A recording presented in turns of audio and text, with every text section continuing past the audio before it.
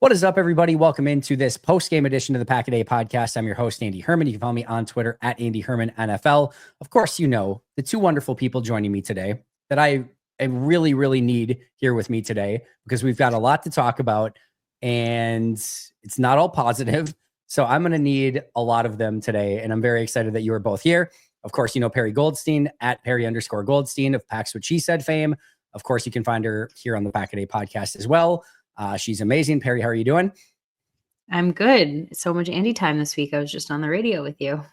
It was awesome. You promised that the Packers were going to win, and you lied to me, but you did not promise it. But and then, of course, we've got Grant Bills. Grant at Wisco Grant. You can find him, of course. Great to be chatting with you, my friend. How are you doing? I'm doing good. I thought the Bears were going to win too, although I didn't promise it to anyone. So I thought the Bears. I was going to say the Packers were going to win too, not the Bears. So I'm just as guilty as Perri. I was going to say you could have made some bank in Vegas with that prediction. I know. We've got a lot to go over, as I mentioned. Before we get there, I do want to mention that today's show is sponsored in full by Habush Rottier. Just like the Packers now need to bounce back from a very tough hit, both from an injury standpoint and from a morale standpoint. If you've been hit with an injury after an accident, the team of highly skilled attorneys at Habush Rottier can help you receive the compensation to help you bounce back from your injury. Habush has been successful resolving claims for over 90 years, and their attorneys have the expertise and experience to get you back in the game. When you call Habush, you're going to talk to a lawyer directly. The number is 800-242-2874 or 800-2HABUSH. You can also visit their website at habush.com. Habush Rottier, national reputation, hometown service. Perri, Grant, I might need a personal injury attorney to get me through our podcast today because I am going through it at the moment. Packers lose to the Bears. I had a whole rundown, and I'm going to skip the entire rundown to begin with to just allow everyone to vent. So, Grant, I feel like you might be the best venter of our group. So I'm going to allow you to have the floor first, and you can vent and go in any direction that you want. Maybe you don't have to vent. Maybe you don't have anything to vent, but I will cede the floor to you first, my friend. Just a miserable football game from both teams and a miserable product. And the fans in the stands have probably sucked being outside. There was nothing redeeming really for either team. Like, one of my best buddies is a Bears fan. He's like, that was kind of dumb. I'm like, yeah, it felt dumb for me too. So I guess I'm glad it's mutual.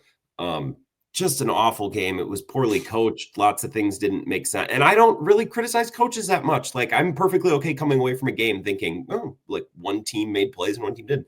This was a bad coach game. Like, lots of decision making. The expedited review at the beginning just made me upset. I'm like, no one's doing a good job. So yeah, my team lost and players got hurt, and now I feel worse going into the playoffs than I did before the game. But like, I think just the overarching theme for me is just like, I wish I hadn't experienced that. Like, we're all worse off for having watched and experienced that. Fans of both teams and any league-wide NFL fans, if they were miserable enough to stick all through 4 quarters of that. Well said. Perri, your turn to vent. Yeah, I don't know. That game sucked. Like, from start to finish, it just sucked. I have nothing else to. I think Grant hit the nail on the head.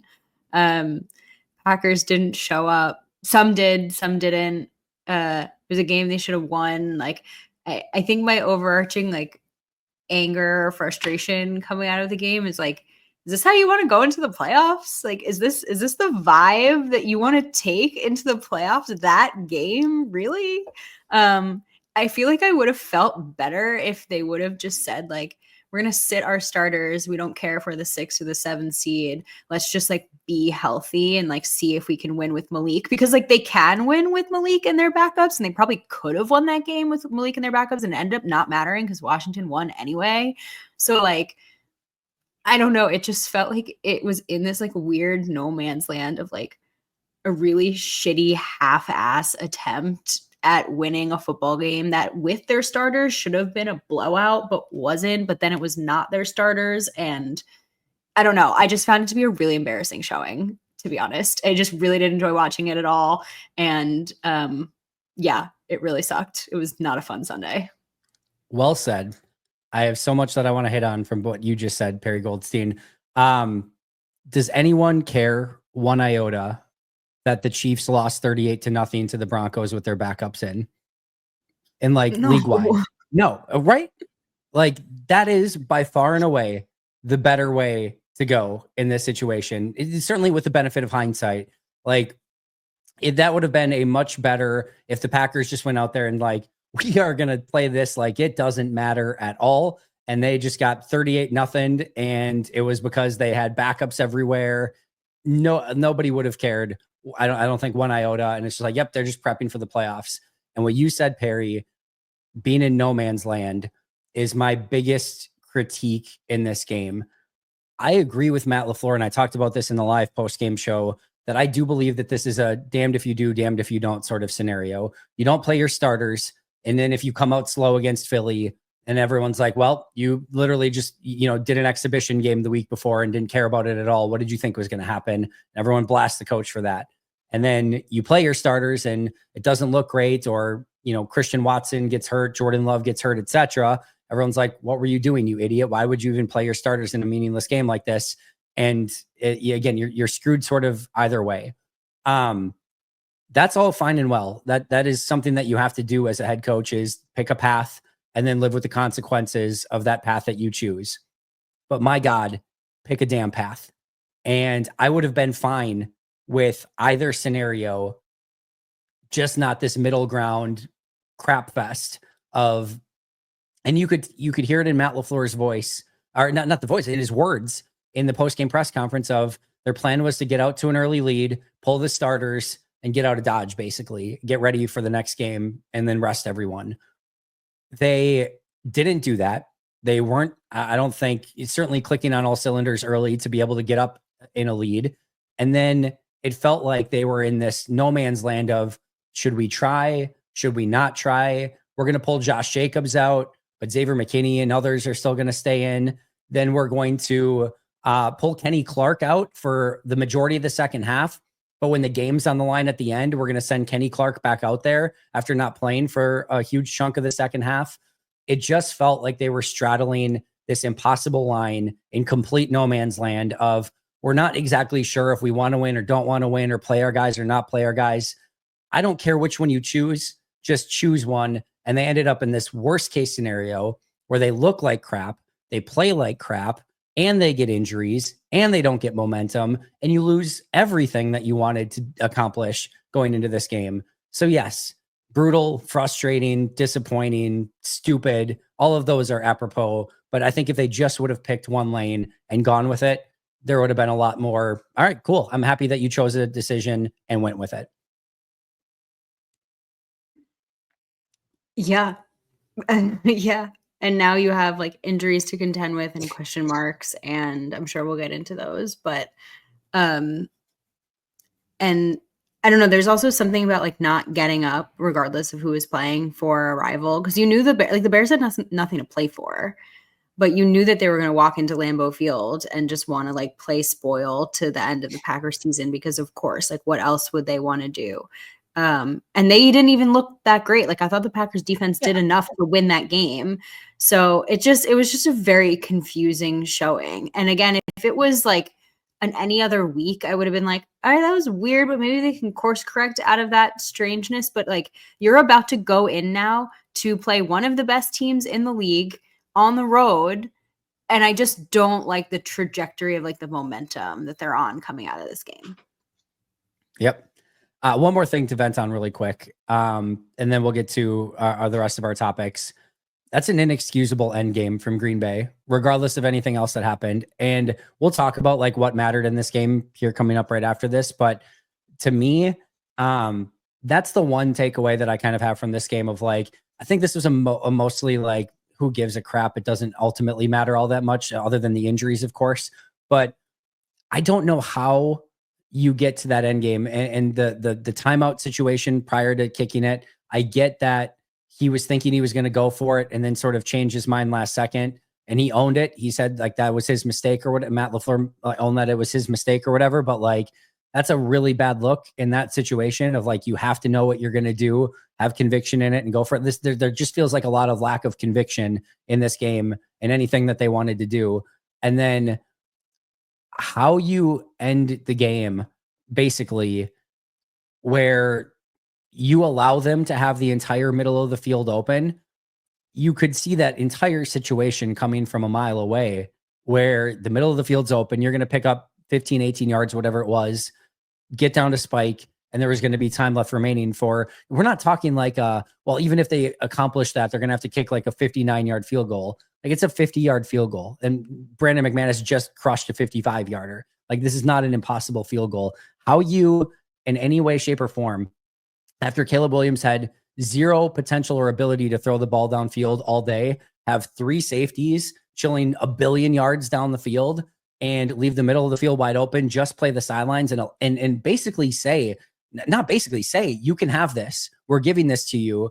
We don't think you can execute a basic spike in 15 seconds. That's really, really stupid. And that cannot happen and is just borderline. I don't even know. It just can't happen. Well, I know the next thing on our list, like we want to talk about what matters. Like that's anytime I see sequences like that from a head coach, I think like, okay, that'll lose you a playoff game.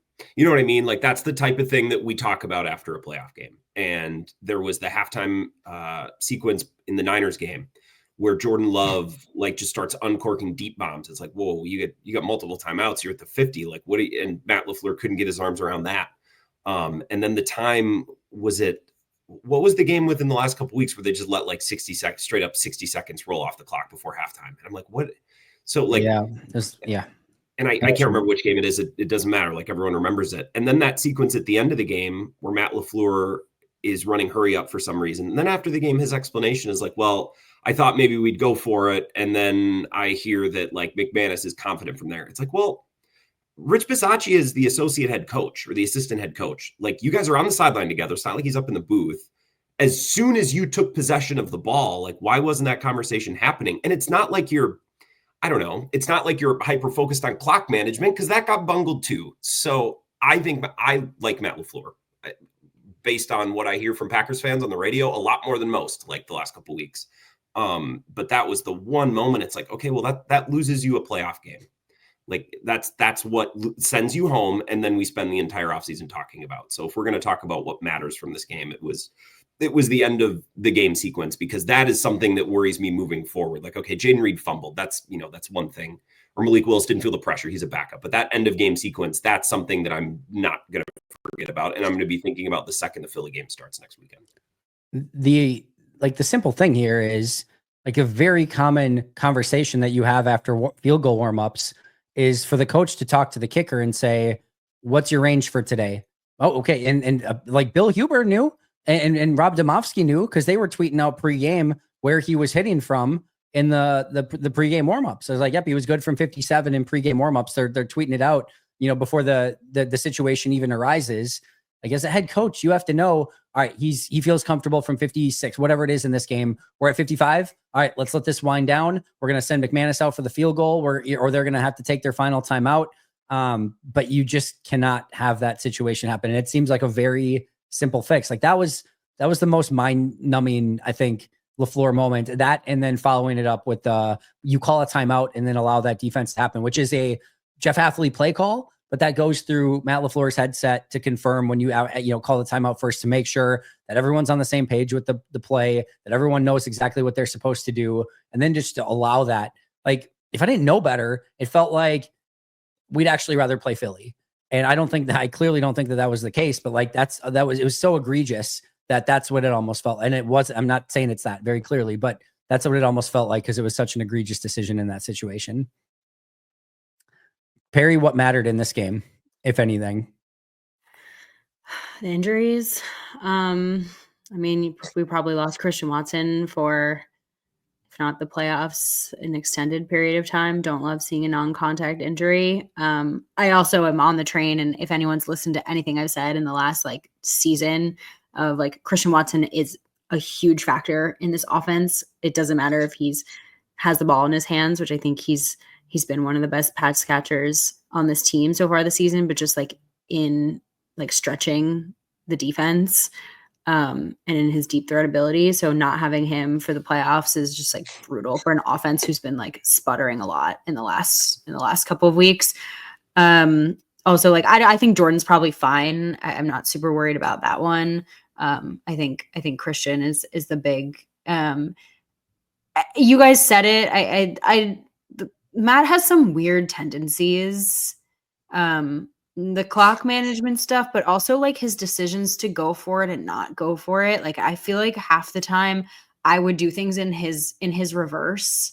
And so like to Grant's point, I'm like, is he gonna pull some of this in scenarios where he like should be aggressive but isn't, and then isn't aggressive when is? And so I have questions about that, but that's not necessarily like from this game. That's from the last like many moons. And then just I said it already, but just like vibe. Like you wanted to like leave this game feeling really hyped around this team and feeling good going into the playoffs. And like you have to play wild card weekend, you have to go on the road. And I don't know that I necessarily love, and I don't know if this is a fan thing, like if the team's going to get themselves up for this game, like they have a short memory and they can do that. That's what good athletes do. But I personally am a lot more nervous about next weekend than I was last week, coming out of still a loss from the Vikings, but I felt like they showed up for that game more than this one.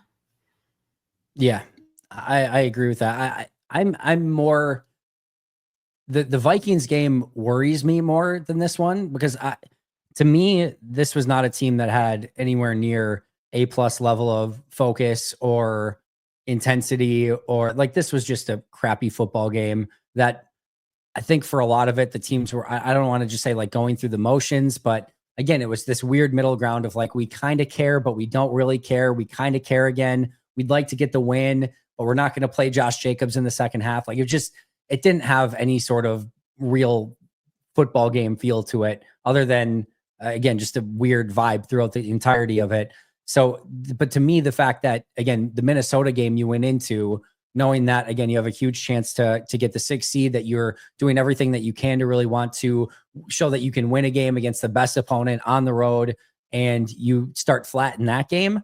I still probably have more concerns from that game, but I also can understand the feeling of like, I came out of that Vikings game feeling like Green Bay would come out ready, prepared for this one, get the offense rolling right away. And like, we would leave this game feeling like, I don't know if that was just a win because the Bears are really crappy, but like, yeah, they just kind of steamrolled through the Bears. And at least that's going to give me a little bit of a high up until we get to the Eagles game, and we'll see what happens there. But then when you don't even get that, then that coupled, I think, with some of the disappointment of the Vikings loss, then that sort of groups together and just is a huge pile of dung.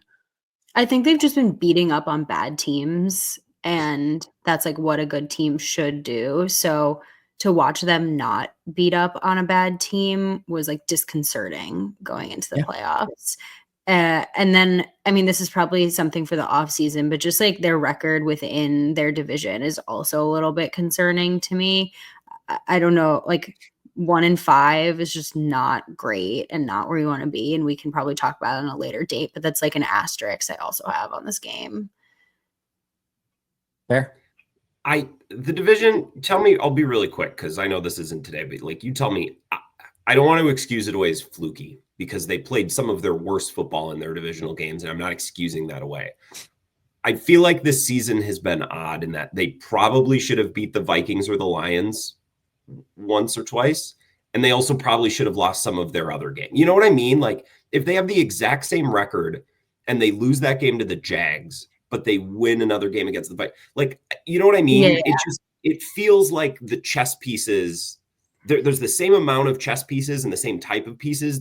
It's just a season in which they ended up in kind of a weird order. You know what I mean? Like, I don't know. There's two amazing teams in their division. And I think Packers fans are having a little bit of an issue rectifying that because it's happened so infrequently in the last 30 years, let's say. So that's part of it too. Not excusing their losses to those teams, but I do think there is an element of fluke. No, that's fair. And that's why I say it's an asterisk, because I think there's a lot of variables and it's probably like a much larger conversation, like not for this episode. I think more of the concern is like you should be beating up at this point in the season a bad team, especially if you're playing your starters. Like that's what I go back to. If you're not, like, if you're going to trot out Malik and Emmanuel Wilson and, you can play your, starting pass catchers, whatever, your starting defense. I just like, I don't know. I just didn't love the way they looked in this game against a bad team. Yep. I think it's all fair. I care more that they lost against good football teams, not necessarily that those teams are in their division. But to teams spend an inordinate amount of time preparing for their divisional opponents, making sure that they're prepared, ready to go. The adage is obviously you win your division, you get in the playoffs. Teams spend the offseason scouting those opponents, getting ready for those opponents, being prepared for all the things that those teams can throw at you, the players, the tendencies, all of that. The fact that you were this close to going 0-6 in those games that you spend extra time preparing for is definitely a flag. I'm not sure how beaming right bread it is. Again, I care more just the fact that they lost against their 5 good opponents during the course of the season.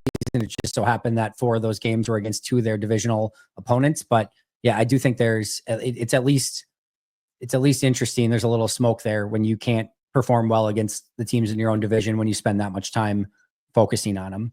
Let's talk about, before we get to something positive, let's talk about those injuries. Christian Watson, to your point, Perri, I think it's probably safe to say is not going to be back for the playoffs at any time. And while we're all hoping for the best, probably is going to be something worse than that. Jordan Love, it sounds like, could have potentially gone back in the game. There was a little bit of, Matt LaFleur said it was a precaution, but also Jordan said he was still feeling numb after the game, and the feeling hadn't returned fully to his thumb and finger yet. But it sounds like they're very confident that he's going to be able to go next week, and Jordan's confident as well. TJ Slayton limped off at one point, although he did return to the game. Chris Brooks had the shoulder thing that looked like early, but he did return to the game. Somebody had mentioned that on the final play defensively that Rashawn Gary was limping off a little bit. I did not see that. I have not confirmed that yet, but I did see that posted out there. And then Malik Willis had his thumb banged up as well, to the point where they thought he was going to have to come out of the game, and Jordan was potentially going to have to go back in. So lots of injuries in this one. It seems like Christian is probably the one to really worry about, but it's not like this team exactly had a clean bill of health going into the game. And there's a variety of other players like Evan Williams, Brenton Cox, etc., that they're trying to still get back and ready for the playoffs as well. For those listening on the audio, Perri just gave a sarcastic thumbs up of like, yep. Outside of that, how was the play? But yeah, injuries are fun. What did you think about the decision to play Christian in this one?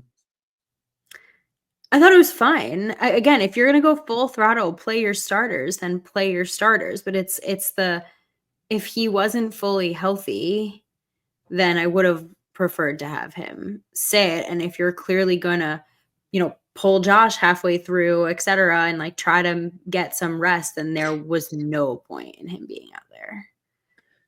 And this is where you, sorry, go ahead, Grant. Well, no. What were you going to say, Andy? And then I'll go. I was just going to say, this is where you get into like, you have to pick a lane and be convicted on it, because if you're, again, not going to play Josh Jacobs the full time or pull some players out, and then you play a guy that's been recently hurt, and it's like, again, if you're making the determination ahead of time that, hey, we're treating this like any other game, it's all hands on deck. If the doctors give the all clear, we're going to play people. Like, we're treating this like we need this win to move to, like, if you're going to treat it like that, fine, so be it. I get it. I understand it. I didn't necessarily love the decision.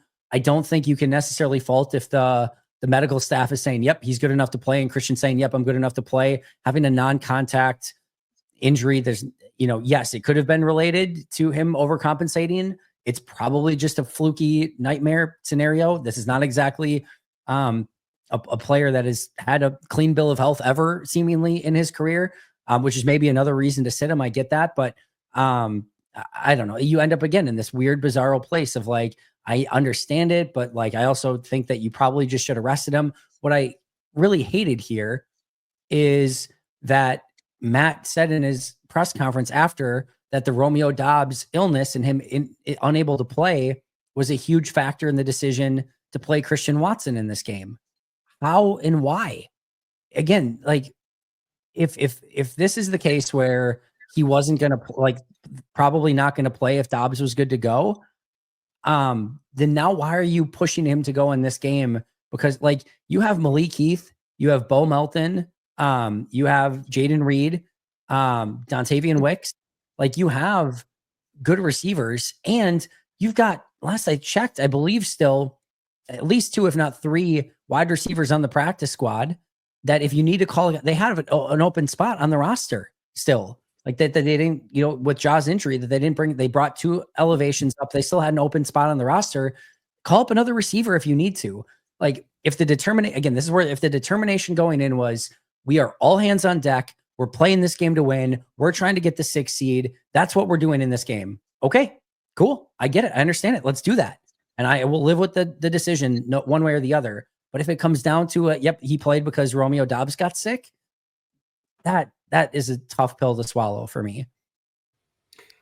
I almost have a hard time believing that. Like, I think I don't know. I swear to God, I think some like coaches are just up at the podium sometimes and they're like, that will get me out of this question, or that will provide you you know what I mean? Like I want to refuse to believe that, but like Glenn, he's not a young head coach. You know what I mean? Like he's not new to this game, and he's certainly not adverse this year. We've seen to giving short answers when he doesn't feel like a long answer is required or earned by the question asker, or, you know, something fans should know. So that's weird. I agree. Andy, think I think it's reasonable to say we're going to play our guys, but we're going to give Josh Jacobs the second half off. Like that tracks with me with how Wilson's ran and Brooks's ran. Like I do think you can draw a line there because they've done it the past couple of weeks. So giving Josh Jacobs rest while playing everyone else, I can see the shape of that just fine. The Watson injury sucks. I had no problem playing him. I kind of hoping he was going to play, because in the past when he's missed time, and we have plenty of examples of when that's happened, it's like he needs a little bit once he comes back, right, for that connection, for that chemistry to get there, especially on deep balls, which is just, there's so much chemistry that goes into that. So I thought those reps would be helpful this week, not just playing in the game, but getting ready for the game, the whole shooting match. So he has a freak injury. Okay. Like I think you just got to chalk that one up to bad luck or to whatever. And the Jordan Love injury and all three of his injuries on some level, dude just needs to protect himself a little bit. Like I think with some of these younger quarterbacks, I'm not blaming him for getting hurt, obviously. I think some of these younger quarterbacks, and I watch Drake May, I watch it's like, you guys need to protect yourself. I know the league has shaped itself to give you protections and to protect quarterbacks. Don't get me wrong, but like you need to look out for yourself a little bit. It's like, get the ball out quicker, right? Be intentional when you're running somewhere to either run to safety or to get down or to run to throw. It's the third time, and Jacksonville was a little weird because he was throwing on the run, but still, like the last couple weeks, especially, there's been a shortage of Jordan Love simply taking the snap, dropping back, planting his foot, and getting rid of the ball. And I think sometimes when quarterbacks are caught in flux and they're holding the ball, like things like this happen. Like he's just taken too many hits, right, or putting himself in a spot to get hit. So that was frustrating for me today too. But the Watson injury, I just chalk that up to bad luck. I don't know. There's much you can do. It was a non-contact one. Perri, anything else to add? No, I think that was really well said. Yeah. No other sarcastic thumbs ups? No. Don't make fun of my sarcastic thumbs ups. I like the sarcastic thumb. It was like a perfect summation of like, yep, way to go, guys. Like sometimes that's all you can give, you know? We didn't do anything we set out to accomplish. Didn't win the game, didn't stay healthy, didn't do anything. Yeah. Let's talk about something positive. Let's talk about our Luigi's Pizza player of the game. Who stood out to you? Give me something positive that we can take away from this one. I'll start. I'm going Brandon McManus in this one. He's been an absolute stone cold assassin at the position. I mean, that is a clutch 55 yarder in like 8-10 degree weather, whatever it ended up being. He's been awesome. He's been absolutely awesome. So I'm going Brandon McManus as my Luigi's Pizza player of the game. So it's a good one. He's been a bit of a savior, him and Daniel Whelan, haven't they? I don't know. Edge Coopers continues to show up, man. Like I feel like whenever everyone else looks like they're running through molasses, he's out there like a bullet. So he was kind of quiet first half, but then 56 showed up. So I stay high on him, and if like I'm looking for someone to make a big play next weekend when the Packers need it, you know, of some kind, like he's the name that comes to mind for me, which says a lot about a rookie, just says a lot about the Packers linebacker. It's pretty rare. So yeah, Edge Cooper. All right, Grant. I'll do two quickies. Emmanuel Wilson, because I think he's fun to watch, and I'm happy that he's got a role and he's impressed. And another one, this is more like a summation, maybe the last couple of weeks. Malik Heath gets like maybe 1.5 opportunities a game, and just like he just makes the play. Like he's like, all right, this is my one. and I'm not going to waste it. And that's hard to do, right? Like when you're not in a rhythm and you're not seeing the ball coming your way all the time. And it's been with Jordan Love. Today was with Malik Willis. Like just really impressed, just the type of attitude, the physical traits, but the attitude and the personality necessary to be able to do that. I'm not acting like he had 100 yards receiving, but he impresses me. Anytime he gets a limited opportunity, he normally takes advantage of it, which is cool. With Christian Watson's injury, I think there's a chance that he earned himself some more playing time today. I really do. I think you're going to see a little bit more Malik Heath coming up. Just gut feel. I think we're going to see him against Philadelphia. Whether that's good, bad, ugly, and different, I have no idea. But I think we're going to see a little bit more of him. Can I ask you both a Christian Watson injury adjacent question really quick? Like they're going to be without his speed. Does that open the door for Luke Musgrave at all? Because I thought in the Vikings game, it's like, all right, no Watson. Musgrave hasn't played much this year, but he's fast and he can run in a straight line. And that's kind of what they need to help beat man. And he didn't really play a whole lot. And I guess he was coming off IR. I get that. But like, is there an opportunity there because he can do some of those same things, right? I'm going to say no. They've got to figure out a role and a responsibility and a package or something for Luke Musgrave right now. I think sometimes you can have a little bit of gravity in the middle of the field, but I don't think it's the pure unadulterated speed that Christian Watson had on the outside. And I don't think it has the ability to pull that safety quite as much. I don't think any defensive coordinator right now is going into the game being like, all right, we got to keep an extra eye on number 88 until he proves something. I think to me, the idea of it is better than the actual practice of it at the moment. Now, maybe that can change. Maybe the game against Philly can be a coming out party for Luke Musgrave. Sign me the hell up for that. But until I kind of see that, especially this season, I think, again, the concept of it sounds a little bit cooler than what it is on the field. I'd love to see him utilized more. I think he can be a fun wild card with like the fact that there is literally simply no tape on him. But I don't know about the speed. If you're looking for someone to stretch the field, I feel like Jayden Reed fits in that bucket a little bit more than anybody else, just given the fact that he has like the track skills. He's having a tough time right now with the hands, but he has the speed. And I think to Andy's point, if you're going to have a defensive coordinator actually respect someone, respect what they can do, it would be 11. And I think here's the thing, right? Like, I understand people's frustrations with the injuries with Watson. And like, I think he ended with like 29 receptions on the year or something like that. We're not talking about a player that's got like 80 catches for 1,600 yards or something like that.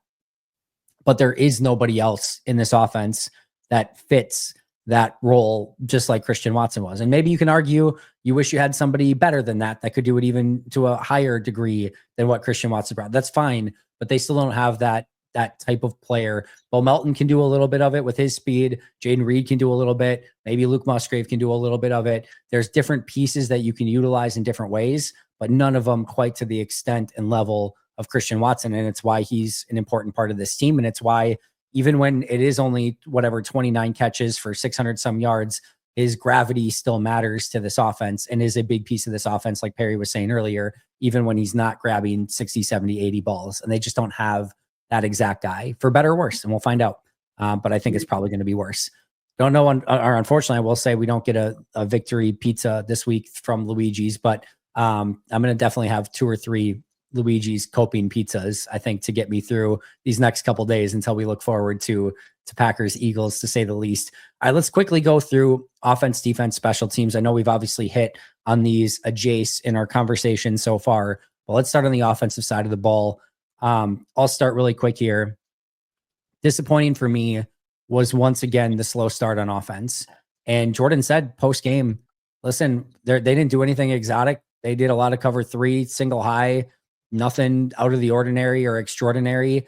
And Green Bay's offense, once again, just could not get in any sort of rhythm whatsoever. That to me is still, again, whatever happened later and Malik Willis coming in and all that sort of thing. Josh Jacobs is out in the second half. It was clear that their intention was to try to get out to a big lead early and pull guys, and they could barely get points on the board against this. It's a good Bears defense, but it's not exactly the 85 Bears defense in a game that they didn't have a ton to play for. that to me is certainly a level of concerning. Yeah, I agree. Whatever game plan they had just like didn't work. But I think in general, the Packers have, I said it earlier, I called it sputtering. Like they just haven't been able to get into a rhythm. And they're very much a rhythm offense. They're very much a rhythm team. And when they get into it, they're fire. Like they cannot be stopped. And I feel like when they can't, it's what we saw in this game, which is just like everything is hard. Like every third down that comes up, you're like, are they going to convert this or not? And it's make or break for them. And, if they can get into that, they're really hard to stop. But if they can't, they just get in their own way. The thing I'll add, Andy, is and again, it goes back a little bit to what we were talking about with some of Matt's tendencies, which is like, I just felt like this is a game where you just like run the ball down their throat, and the run game was working really well. I mean, Grant mentioned Emmanuel Wilson. He was running great. Chris Brooks was running great. They had like, plenty of room to go. Obviously Josh Jacobs looks amazing when he's in, and there are just plenty of sequences where they're going without running the ball. And I get when you're down, but they were never down like that bad to like abandon the run. So that is like this offense strength, like beyond anything else. I know we love their wide receivers. I know we love the tight ends, et cetera, but like the strength of this team, and it's so glaring this season, is their run game. And then they get away from it and things stop working. So I just don't want to see them continue to do that. I don't know that Jordan Love has like blown me away in a couple weeks. And he doesn't have to be MVP Patrick Mahomes or like 2011 Aaron Rodgers, right? But for this team to make a run, like he's got to hit a couple big throws, right? Like a couple big shot plays, some explosives. And on 3rd and 7, like he's got to put the ball where it needs to be. And he's done enough. Like the Saints game, what kind of metric is that? I don't know that I wholesale blame him for everything against the Vikings, but he didn't show up and look odd. It's not like he was some amazing difference maker in that game, right? He had misses and mistakes just like a lot of folks on the offense did. So I wouldn't be shocked if Matt LaFleur is like, all right, let's get Jordan a couple throws. Like let's try to get him, I don't know, feeling some sort of way, in this offense feeling some sort of way. I think they know they can run the ball. I don't know that they needed to come out and prove that they could go like, 8 minutes, 75 yards, 10 play. Like they've done that. I feel if I was coaching the team and as a fan, I wanted to see Jordan Love, string a couple throws and some possessions together, and they just couldn't get that going. Like I've seen them run the ball. So I'm not losing too much sleep over that, if that makes sense, Perri. No, for sure. It's just, again, it's like, it was just, again, I think in the context of a game where it just felt like we can't choose what we're trying to do today. Like, why haven't we chosen? Because if that's what they were trying to do, Grant, then like, great, sure. They put that play in where Malik was under center or like in shotgun and Jordan was up top. Like, what are we not, do we simply not care about this game and we're putting crazy stuff on tape?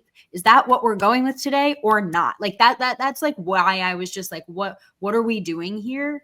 But to your point about Jordan, I have a theory. You guys tell me what you think. Like everyone's been saying, oh, ever since out of the bye, no interceptions, he's looked amazing. But I also think he's been really conservative. And I feel like Jordan's beauty is that he makes those risky throws and they're beautiful. He has a beautiful arm. And like, I don't know what the percentage is on him, like 65, 70% of the time they hit and they're awesome. But then like a handful of those times they don't, and they're interceptions, and that sucks. And people freak out. But you don't get those beautiful throws unless he tries them. And the risk is he turns the ball over.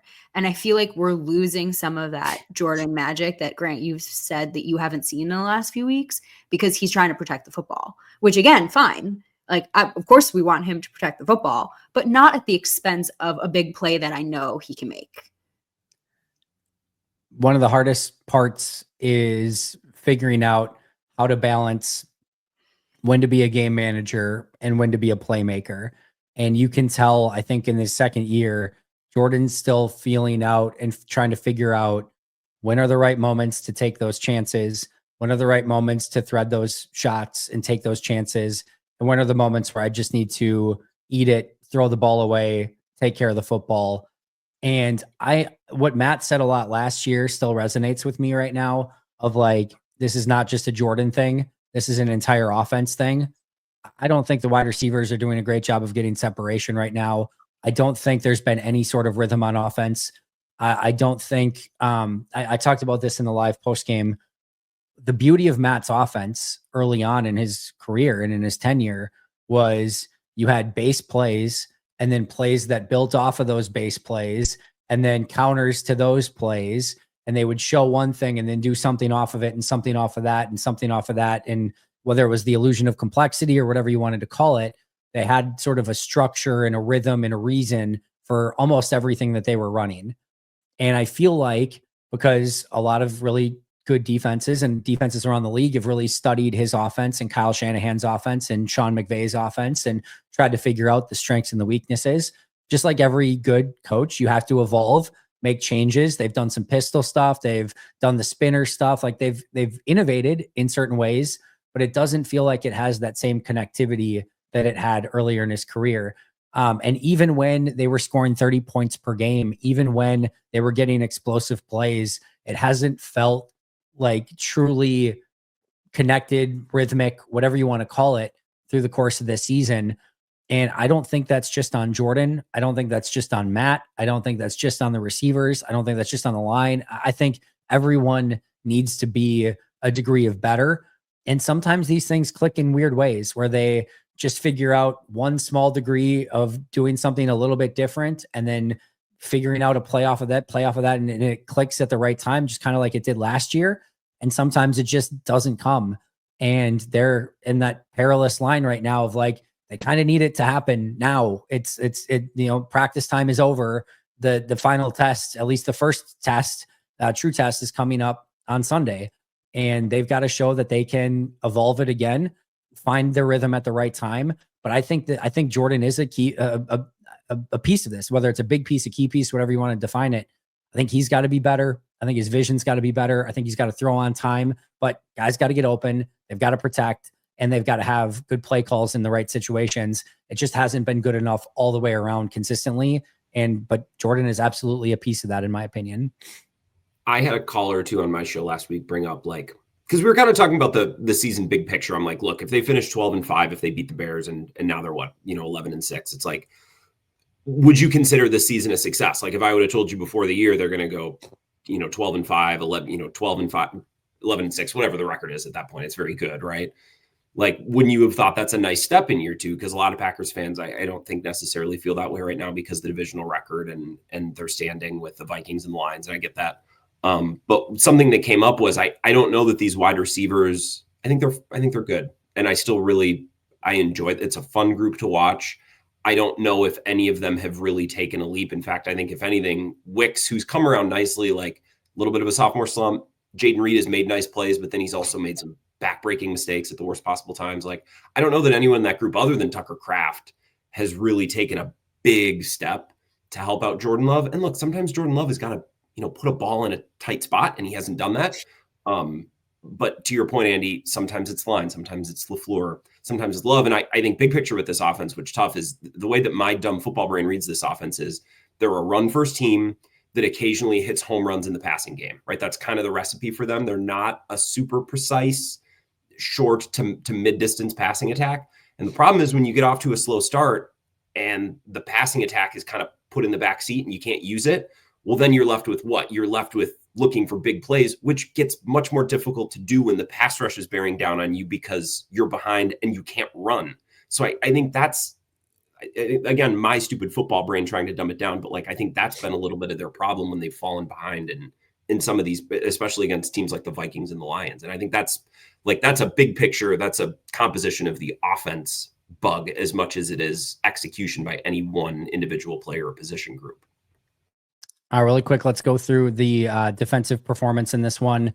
The overall numbers are pretty darn good. Only 224 yards allowed, 3.9 yards per play, 141 passing yards, 83 rushing yards, 3.2 yards per rush, 4.5 yards per pass. Got some turnovers, 2 turnovers, in fact. And in moments, in key moments, especially at the end, outside of the DJ Moore fumble, which I felt like was a little bit more on DJ Moore than anything that the Packers necessarily did in that situation. It didn't feel like they could quite get the stops when they needed to at the end. Obviously, a catastrophic final drive with Enigbari with the horse collar, allowing a player wide open right along the sidelines. And then the over the middle play, which was an awful play call, nothing that any of the defenders themselves could have done in that situation. That was brutal, but I felt like for the Bears didn't get to 100 yards until like 3 minutes left in or late in the third quarter, or whatever it was. They finally got to 100 total yards on the day. Felt like the defense had a pretty solid game against a very bad Bears offense. Yeah, the defense did enough for the Packers to win this game, to be honest. Like, if the offense had stepped it up, I think my thing with the defense is just like they just get judged on their worst moments, not as like as a whole. It's like the sum of all their parts. So like you will remember this game because of the last drive. You will not remember it based on the statistics or anything like that. But my one critique, and this is just like across the board, and I think I'm just thinking about things now like as going into playoffs, is like, can this defense make big plays? Like, does this defense have the capacity? Like, Xavier McKinney can come up with an interception if one is kind of there for him. I don't think he has the ability right now without the support system around him to be proactive and hunt. The pass rush is starting to get there, but I don't know if I trust them in, every down to make a big play. And Edge Cooper is a fantastic player. But like I when you think about like the ability to go on like a deep playoff run, like, they're a solid defense and they look way better than they have the last few seasons. And like I'll take that as a win and hope that they grow in year 2 with Jeff Hafley, because I think he's created a solid foundation. I don't know if they have the ability to make big plays in key moments, or even just big stops in key moments. But I'm thinking players. Caleb Williams holding the ball all damn day. They got one gifted sack, and that was the only sack they got all day. Like, the pressure's not good enough. It's just it's very, very clearly not good enough. Still the biggest Achilles heel for this team, in my opinion. But yeah, I don't know. I thought overall it was a good day by the defense. I mean, you can argue 10 points allowed by the defense. There was obviously the punt return for the touchdown. The next touchdown was only a 21 play drive. Like, they got it 1st and 10 from the 21. So, I mean, maybe you could put 4 points on the defense there. 3 was basically gifted to them just on field position.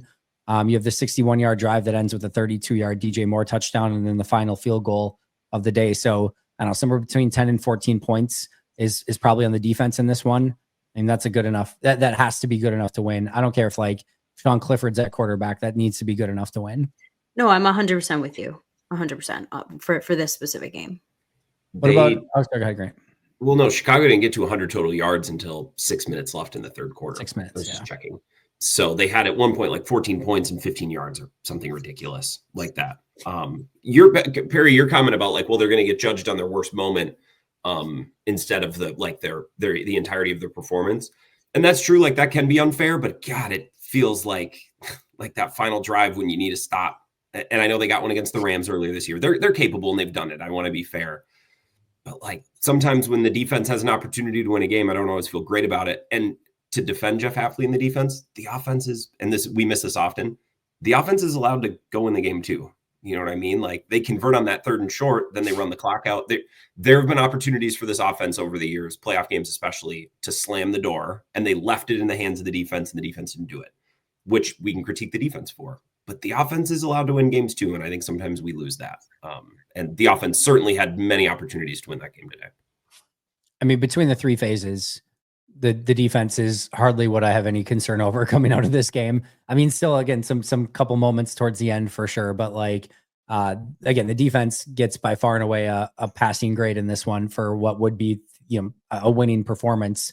Some things you'd like to clean up, like some more pressure, no question about it, but I'm not concerned about the defense from this game in particular. This is an offensive and special teams implosion, which is why they sucked in this game, not defense. But again, in key moments, you'd like to get a stop at the end when the game's on the line, and they couldn't do that either. Let's talk about that special teams really quick. Brandon McManus obviously had a really nice day.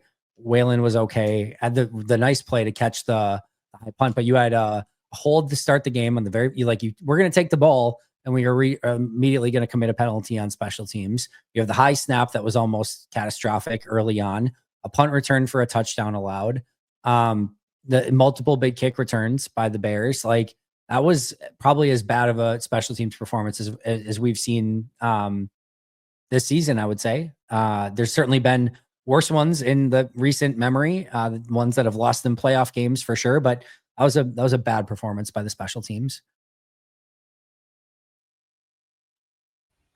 I thought Perri was going to hit you with another thumbs up. She had the same face, but she didn't make the gesture with her thumb. I think that is important to mention, Andy. Like, it's going to sound so dumb. Like, the worst special teams performance of this year doesn't come close to the worst special teams performances of the last 5 years. But this year, yes, by far and away the worst, and hopefully just a blip on the radar. Hopefully.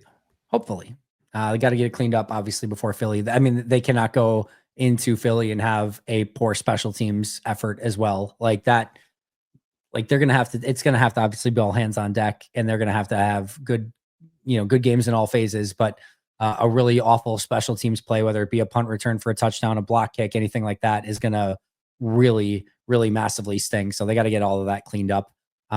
See a lot of frustration with Rich Bisaccia. I think for the most part, his teams have been better this season, but this was a tough one for sure. Let's talk about Packers Eagles really quick. 3:30 p.m. Central Time, 4:30 Eastern on Sunday. They will get the afternoon game on Sunday, so they'll be the fourth playoff game. 2 on Saturday, 1 early Sunday, then 2 after theirs. I want one thing from each of you. Perri, what gives you hope? What gives you concern? Oh man. There's plenty of things that give me hope. I mean, first of all, this team has like all the potential in the world when they're clicking on all cylinders. Like they can be very dangerous. And I think the fact that they're going to be the very clear underdogs, they play really well when they don't have expectations on them. Like they'll have personal expectations. Like I know this team will think that they can go in and win, but everyone around them will be like, well, the Philly's the favorite. And I think when they play loose, is when they play their best football. So I think they have every opportunity as long as they don't shoot themselves in the foot. And then my concerns are, like, again, they just haven't shown that they can beat a good team this season. And honestly, all that matters is that you do it in the important moments. But the issues that they've had in weeks 1 through 4, they're still having in weeks 14 through 18, right? They're still inflicting, self-inflicted wounds and everything that we've talked about on the show. I don't have to rehash it. So I guess lack of growth is like, are you really going to go into the playoffs and just all of a sudden be a different team? I don't know.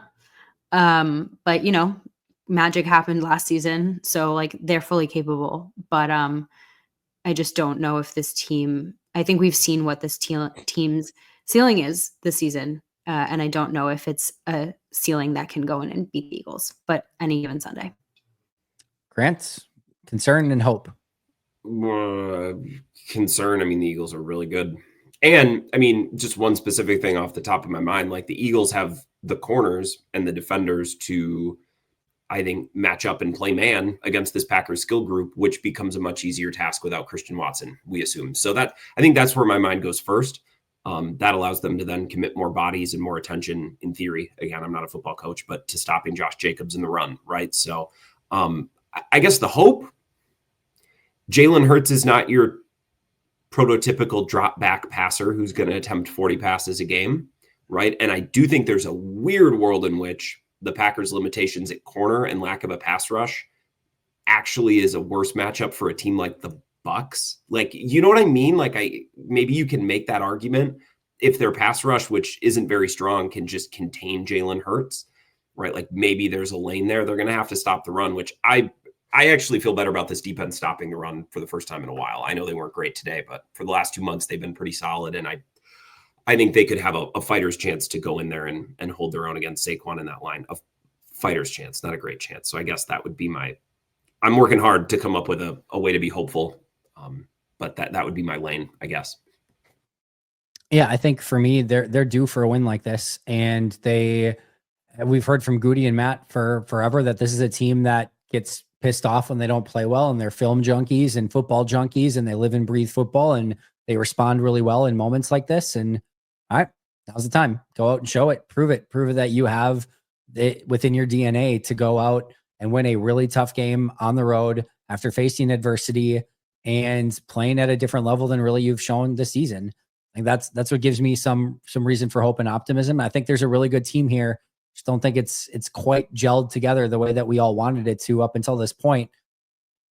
We've got 1 week left. Do some gelling. You need a lot of gel to get through this one. But I think there's a good enough team there. And I don't think, Philly, obviously they're still winning football games and whatnot, but Jalen Hurts has been out. I think some of that rhythm and timing could be a little bit off. And you just hope that maybe there's a little bit of disjointedness to their offense as well. Obviously what gives me reason for concern is, like you said, Grant, this is a very, very good football team. And there's no real, even if you commit the numbers to stop Saquon Barkley in the run game, you're going to get a lot of Devontae Smith and AJ Brown one-on-ones on the outside, opportunities to attack the middle. Dallas Goedert just got back. Jalen Hurts can run with his legs. There's a lot of different ways that they can beat you. And for an offense that is not showing right now that they can put up points in the 30s, it puts a lot of pressure on everyone. I think we're going to know very early on in this game, to your point from earlier, Perri, of how loose are they playing? Does this feel like a tight, everything's a struggle, everything's not fun, sort of, and you're going to know right away. If that's what it is, you probably know the rest of that game. Before the middle of the first quarter, you probably know. If they're out there flying around loose, having fun, nothing to lose, got the vibes. Not saying for sure they win, but I really, really like their chances in that game. So I think we're going to know very early on what type of game it's going to be. Do you think that's a bug of theirs? I always hear our emphasis, we got to start fast. We got to start fast. Do you think they emphasize it to the point where when they don't start fast and when things maybe don't go great, I don't want to say they panic or they freak out, but the Vikings game, they were moving the ball. They were executing blocks. They were opening up lanes. They weren't committing pre-snap penalties or holding. It just wasn't equating to points. And then it feels like when they looked around and they weren't out to a big lead, and I don't know. It's weird to say maybe they emphasize getting off to a good start too much, but I don't know. Is there anything there? Do you kind of get what I'm saying? Because it seems like that's their only path to victory, and I don't like a team with only one path to victory, I guess is my point. I do think there's enough there just based on some of their recent performances where I thought going back to the Detroit game where they opened up, what was it, punt, turnover or whatever it was to start the game, where they felt so tight going into that game. And I don't know, again, if it's to your point where it's in their head of we've got to go down. If we're going to take the ball, we've got to go down and score a touchdown right away, or we've got to get off to this fast start. There easily could be something there. It has felt to me for a while now that this team is just trying to be a bit too perfect and just trying to do a bit too much and just trying to get off to this beautiful utopian start to every game. And that's not football. And Matt talks all the time about football's imperfect, but to some extent you have to embrace that. And to your point, Grant, just find different pathways to victory when things don't go exactly according to plan. But I still think if they can just, to the cliche, do their 111th, but also just play their game and go out and have fun and not be burdened by what they have to do or should do or any, I think it's just going to flow a whole hell of a lot better. We just, again, haven't seen it to fully believe it and have that conviction on it quite yet. All right. Last but not least, before we get out of here, thoughts on the 11-6 season on the whole. And then I kind of want to team up with I know there's a lot of people frustrated. I won't pretend that there's not, even though I think I would kind of like to, with Matt LaFleur, the Matt LaFleur situation, feeling that there is a poor performance at the coaching position that is leading to some of the Packers' failures. So thoughts on the season, thoughts on Matt LaFleur. Grant, I'll let you start because I can tell you're already ready to go. I think this is a very weird, twisted season to unpack. I think 11-6 doesn't tell the full story. because it's not an 11-6. It's 11-6, but they didn't beat any team above them in the standings. But they also, without fail until today, beat all of the teams beneath them. And typically that doesn't happen either. So I think they should have had a win against a better team, probably should have had a loss against a worse team, which is weird. But I think, in my opinion, still a really nice step from the first year under Jordan Love. If you would have told me they're going 11-6, I said, yep, I'd take it, because there was the opportunity or the option, like the season the Texans had. Big time regression. Guys get hurt. You don't really know. Like, no, I feel like this team is growing. Maybe they didn't take as massive of a step, but what if they win 2 playoff games like that? I don't know. So I'm still even leaving that door open. I think it was a nice step in year 2. I still really like Matt LaFleur. I know a lot of people were angry after the Vikings game. I wasn't. All the players, listen to all the players in the locker room, Andy and Perri. They said there were plays to be made. We didn't make them. That to me is not coaching. That's players who had opportunities to make plays and they didn't do it. Today was bad. I'm not going to cover Matt LaFleur's rear end for today, because there were a couple sequences where I'm like, you're just kind of guessing. And he would say that that's his gut. I would say that he's guessing. So I still really like Matt LaFleur. Not going to defend him today. I think the season is a real nice step after last year, but it's a weird season and it needs some explanation past the record, if that makes sense. I thought arguably this was Matt LaFleur's worst coached game in kind of all facets. Like, just again, not having the conviction of what they wanted to do in this game. Some of the late game decision making, offense was sputtering. I thought this was a really poor performance from Matt. I have unquestioning faith in Matt moving forward. He's the guy, he's the coach. Have so much respect for what he's built. I love the foundation. There's been some setbacks this year so far, and we'll see if they can overcome those come playoff time, which could answer a lot of those questions. If not, they're going to have to do some self-reflection.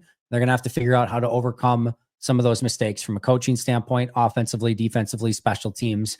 That's the growth of a young team, but there's nobody else I'd rather have coaching this team. I have a ton of faith. And again, I have zero doubt about that whatsoever.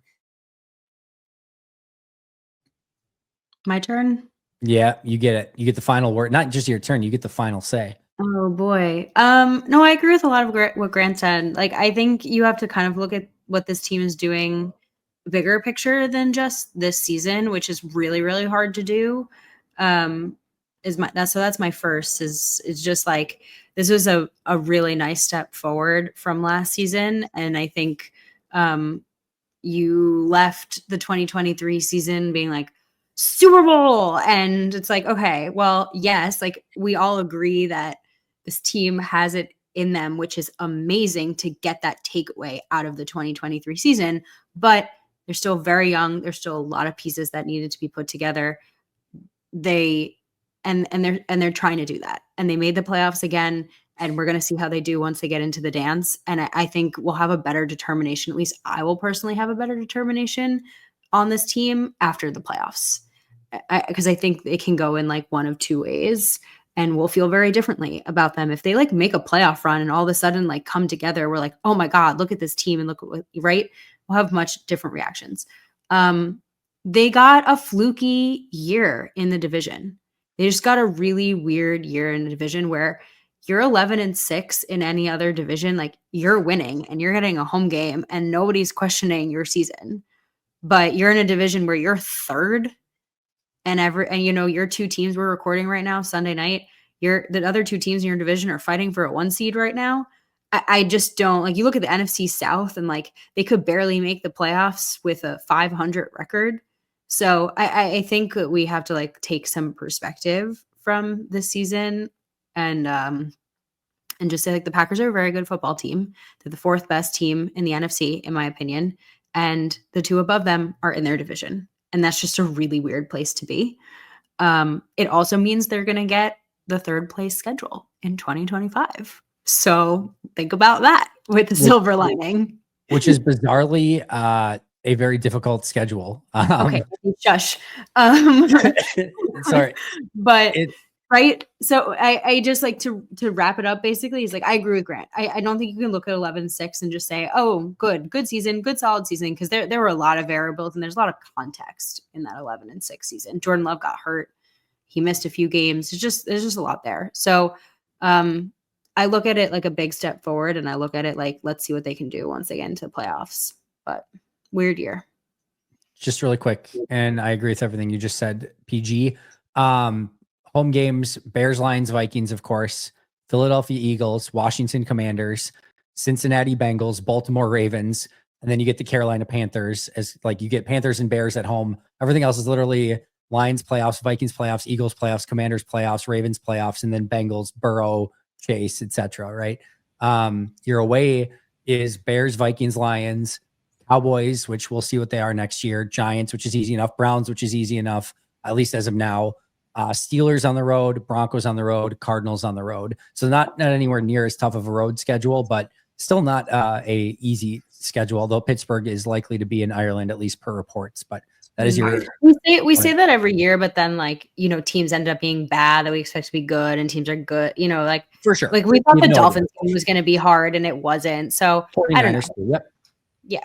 I thought this year's schedule was going to be hard, and now I look back. I was talking with a friend today. It's like, they won 11 games. It's like, what's their best win? Seattle, and then who? Right? So I don't know. Prognosticating schedules Rams, far in advance is Rams, Seahawks, and Texans probably. Excuse me, are probably their best three. All right, friends. Final thoughts, Grant. What you got, bud? Final thoughts. Jeez. Pray to whatever you believe in that this team just lights it up on Sunday, because it would be awesome. How funny would that be to stick it to Philly in their building? And I guess something that I'll tell myself before I go to sleep this week, it's like maybe this team in year 2, expectations were all of a sudden there. They weren't there last year. Now there's expectations, and the losses feel much more heavy. And I don't know, maybe in this weird state where it seems like they're just due for a first round exit, maybe that's where they find we just don't care. We're going to go play football kind of stride that they found last year, and maybe that's when they play their best. At least that's what that's my cope. So if that works for you, feel free to use it too. Perri? Nothing? I just can't believe the season's over. It always goes by really fast. It really blows my mind. And if next week is the last week of Packers football until the fall, then I enjoyed the season immensely, and I'm not going to get too bogged down with the minutia of it all, because it's a short season, and I love watching this team play, and I'm going to enjoy it. Last thing. True or false? You only get to say true or false. You don't get to explain your decision. True or false? The Packers season will be a failure if they don't get a win against the Eagles. False.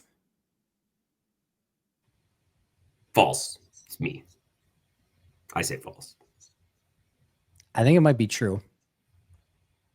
Now I can't explain it. All right. We got 2 falses and a maybe true. We're going to leave it there. That's going to be our final thought of the day. Perri, where can we find all of your amazing work? Just follow me on social media and Pax What She Said podcast on all of the platforms, YouTube, and anywhere you get your podcasts. Grant? The Wisco Sports Show weeknights live 4 to 6. You can stream YouTube, Facebook, my Twitter, radio stations around the state as well. Just follow me on Twitter at Wisco Grant. It's all right there. You can find me at Andy Herman NFL. You can find the podcast at Pack-A-Day Podcast. That's going to do it for Perri, Grant, and I. We will see you all very soon. We will be talking next when the Packers defeat either the Detroit Lions or the Minnesota Vikings in the divisional round to go to the NFC Championship. We look forward to that conversation. But until next time, and as always, go Pack Go. Go Pack Go.